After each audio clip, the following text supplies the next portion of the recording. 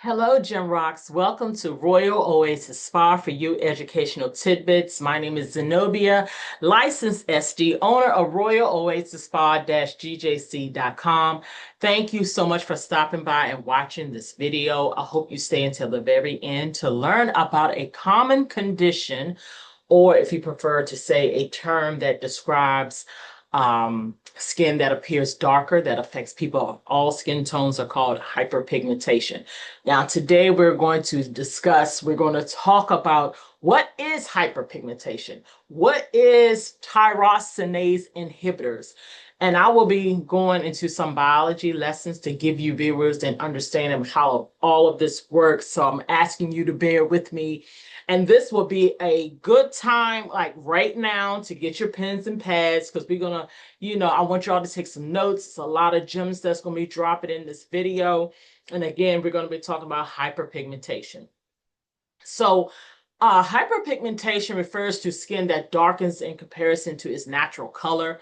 Hyperpigmentation refers to an excess pigmentation that can develop in the outermost layer of skin, like the epidermis, and the layer below it, which is the dermis. And these patches of discoloration can develop anywhere on the skin, but most often seen in sun-exposed areas such as the face, neck, chest, top of arms, hands, and shins. And it is very harmless. It's a harmless condition that affects anyone at any age, okay? So based on your skin complexion, these areas can appear brown, tan, pink, gray, black, and even purple. So hyperpigmentation tends to be more long-standing.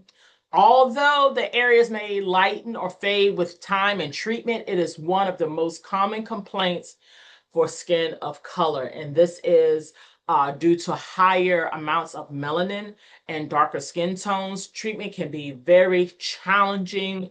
It's even challenging for me in my treatment room. It focuses on different mechanisms to prevent or hinder melanin production, like, breaking down and sloughing off pigmented cells, enhance skin cell turnover, and decrease inflammation. So hyperpigmentation can manifest in several forms, with the common being melasma, sunspots, post-inflammatory hyperpigmentation. So there's disorders of skin darkening, dark spots or patches of the skin that result from increased melanin production, also known as hyperpigmentation, are one of the most common complaints in dermatology offices, and probably even in your treatment room if you're an esthetician. So these spots go by a number of different names, including age spots, sunspots, liver spots, post-inflammatory pigmentation, hyperpigmentation, PIH, and that occurs after an injury, a cut, or a burn, or other causes of inflammation like acne and lupus. These spots are small, they're flat, they're dark areas on the skin. So if you have skin that burns easily and spend a lot of time in the sun, you are more likely to develop those age spots. So oftentimes they look like cancerous growth. So true age spots don't need treatment, but it's a sign the skin has received a lot of sun exposure and are an attempt by your skin to protect itself for more sun damage. So for cosmetic reasons, they can be lightened or removed. Now, in aesthetic school, or the aesthetics program, only covers bases and hands-on techniques, and hyperpigmentation was not addressed in depth. We didn't get into all of the real-world cases that involves diverse skin types and multiple causes like genetics, hormones, medications, inflammation. The instructors touched on it briefly, but I believe it needs to be broader and deeper training beyond the basics to confidently treat hyperpigmentation. So you heard me say melasma, and so let me explain about that. This is where you need to write stuff down. Melasma is a type of pigmentary skin condition that causes dark and discolored patches to appear on the skin. So there are three types of pigmentary skin conditions. Epidermal, well, I'm saying epidermal epidermal melasma, which affects the epidermis, the outer layer of the skin. Dermal melasma affects the dermis, which is the middle layer of skin, and mixed melasma, which occurs in both epidermis and dermis. So melasma occurs when pigment producing skin cells known as melanocytes produce too much pigmentation, which that means melanin. So that's in response to certain triggers. So two of the most common triggers are exposure to light, and fluctuating female sex hormones can cause the skin condition to develop during pregnancy or menstruation. But there is also a strong genetic component. So women are more likely to get melasma, and those with darker skin tones are more likely to develop this condition as we have more melanocytes in our skin. So its development its development can also be attributed to UVA, ultraviolet A, sun exposure, which is why this skin condition is referred to as photoaging disorder. UVA rays trigger the skin melanocytes to produce more melanin, which results in a buildup of pigmented cells. So you may be asking, what causes pigmentation? And that was my question when I first learned about hyperpigmentation. So hyperpigmentation occurs when skin cells produce too much melanin, the protein pigment that colors our skin, our hair, our nails, our eyes. This can occur due to hereditary factors, medical conditions, medications, and external influences such as sun exposure, genetics, hormonal inflections such as like during pregnancy, medications including antibiotics and drugs that cause increased sensitivity to the sun, exposure to heavy metals such as iron, arsenic, gold, and lead, oral contraceptive pills, cigarettes, diabetes and thyroid disease, acne and atopic dermatitis, adrenal insufficiency, including Addison disease, in which the body does not produce enough of the hormone cortisol. So let me say this now. If you have any areas of hyperpigmentation that are more than one color or do not respond to treatment, you need to make an appointment with your dermatologist and let your doctor evaluate your site. Okay, don't let the esthetician be the first person you call. If you have not seen a dermatologist, see a dermatologist first. So hyperpigmentation is a direct result of an increased level of a hormone in your body that results in increased melanin synthesis. So excessive sun exposure can also cause increase in melanin. All right, so what are tyrosinase inhibitors? Tyrosinase inhibitors are compounds or substances that reduce, block, postpone the activity of the copper-containing enzyme tyrosinase that catalyzes the formation of quinones from phenols or polyphenols, meaning melanin from tyrosinase. So tyrosinase plays an important role in the melanogenesis and the enzymatic browning. So tyrosinase inhibitors are essential for melanin production. To make it simpler, it reduces the production of melanin, the natural pigment responsible for the skin, hair, and eye color. So these substances decrease pigment in the skin, leading to a more uniform skin tone. Tyrosinase is an enzyme found in specialized cells called the melanocytes. And the melanocytes are located in the basal layer of the epidermis. So it plays a central role in melanogenesis, the pathway for melanin synthesis. Tyrosinase initiates melanin production by catalyzing the oxidation of the amino acid tyrosine, I can't pronounce that, to DOPA, to DOPA. Ooh, it's a lot to remember. I'm trying, my mind is like ready to right now. So let me try to get all of this out before I lose everything. So results, it never appears right away. A lot of people get frustrated with it, and I understand why they would get frustrated with hyperpigmentation. So it takes longer than a week. It takes longer than a month to see noticeable results. So you got to be patient, and you got to be consistent, though. It got to be some, you got to help me to help you type of thing. Be a part of your own rescue. Our epidermis takes around a month to regenerate new skin cells. So it does take time to see results. And estheticians are no magicians, okay? We're working with the science of your skin. Melanin, if you don't know what melanin is a pigment that provides color to the skin, hair, and eyes, and it also functions as a natural protectant against harmful UV radiation, ultraviolet radiation. So you may be asking yourself, who gets to decide how much melanin will be made for you? Well, it will be your genes, dear. There are two types of melanin. I can't pronounce it, but it's EU then melanin. So I don't know how to pronounce that, which results in brown or black pigmentation. And then you have pheomelanin, if that's right, PHEO melanin, which leads to red yellow hues. So while melanin offers protection, its excessive production can lead to various skin conditions.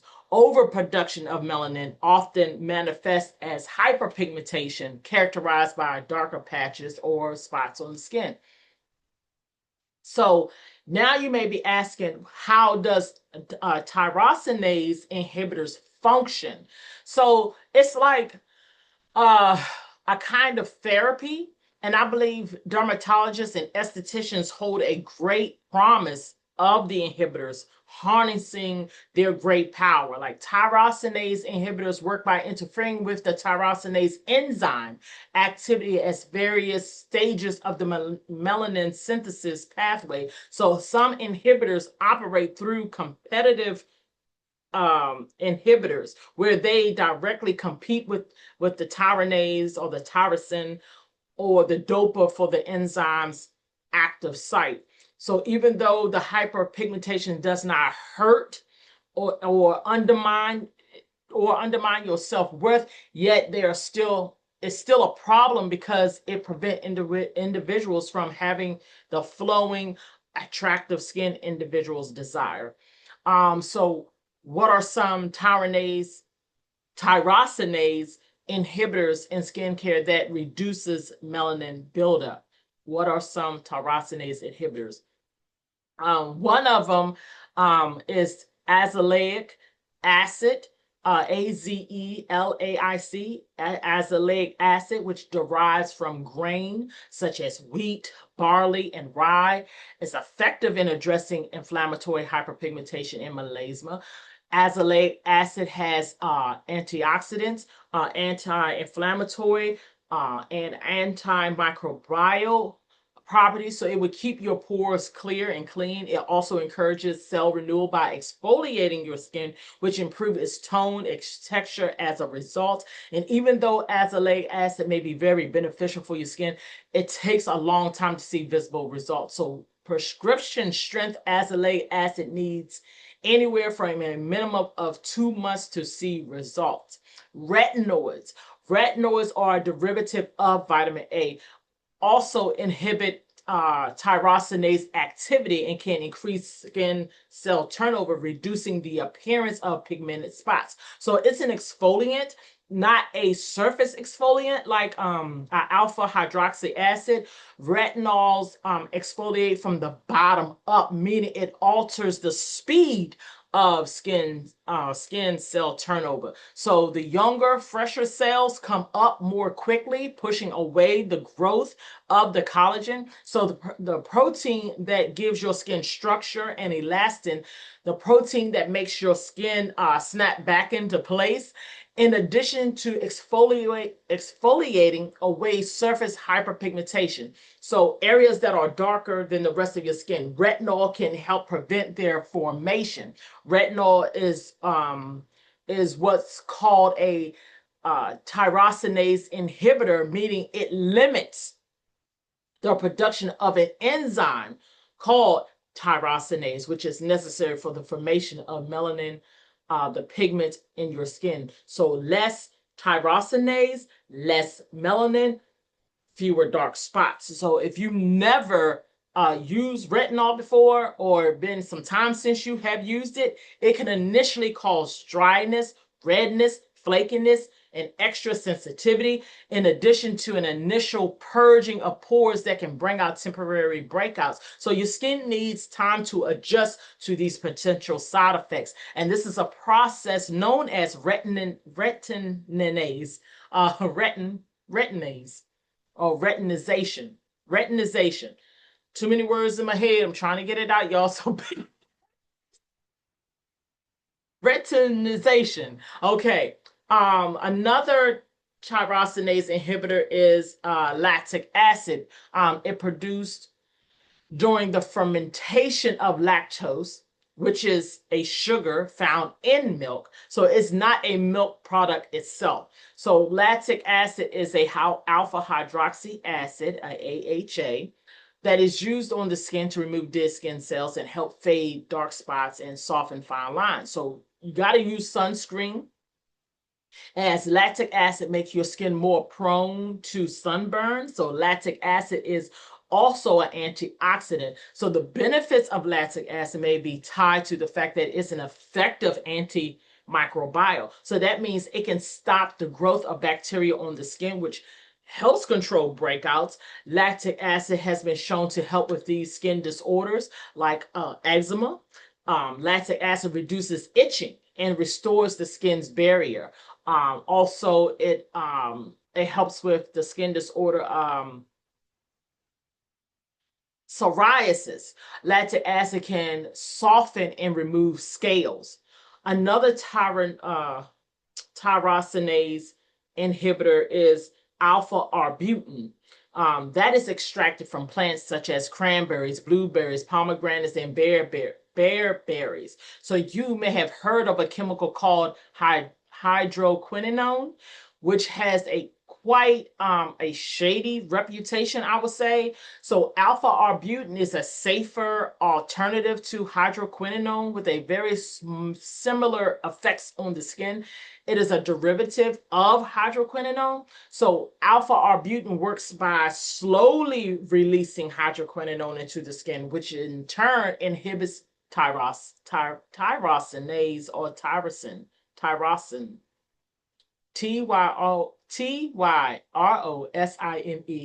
Yeah. So it does not have the same harsh effects as hydroquinone. So alpha arbutin simply brightens the skin, and it does not bleach it the way that hydroquinone does. So alpha arbutin also has an antioxidant and anti-inflammatory and properties. Alpha-arbutin is suitable for all skin types, especially those with darker skin tones struggling with different forms of hyperpigmentation. So it is not recommended to use it while pregnant or breastfeeding. So, but as it is deemed, unsafe to do that while you are pregnant or breastfeeding. So make sure you know that, and make sure your esthetician knows that. Lastly, how do you treat hyperpigmentation in Black skin?